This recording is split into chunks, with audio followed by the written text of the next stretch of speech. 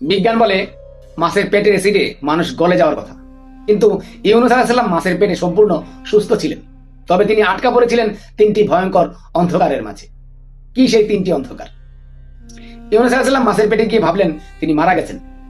হাত পা নেড়ে দেখলেন তিনি জীবিতই আছেন। তিনি ছিলেন তিনটি অন্ধকারের মধ্যে। প্রথমত রাতের অন্ধকার, দ্বিতীয়ত সমুদ্রের গভীর পানির অন্ধকার, তৃতীয়ত মাছের পেটের অন্ধকার। সেখানে তিনি শুনতে পেলেন সমুদ্রের মাছেরা আল্লাহর জিকির করছে। তিনি কেঁদে উঠলেন এবং সেই ঐতিহাসিক দোয়াটি পড়লেন, লা ইলাহা ইল্লা আনতা সুবহানাকা ইন্নী কুনতু মিনাজ জালিমিন। আপনি যদি সাগরের অতল গহ্বরে বিপদে পড়েন, তবুও আল্লাহ আপনার ডাক শুনতে পান।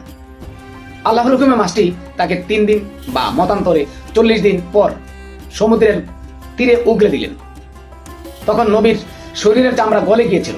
আল্লাহ তাকে বাঁচানোর জন্য এক বিশেষ লতাযুক্ত গাছ গজিয়ে দিলেন। কি সেই গাছ? দেখুন আমার আগামী পর্বে। পাশে থাকুন, ভালো থাকুন। আল্লাহ।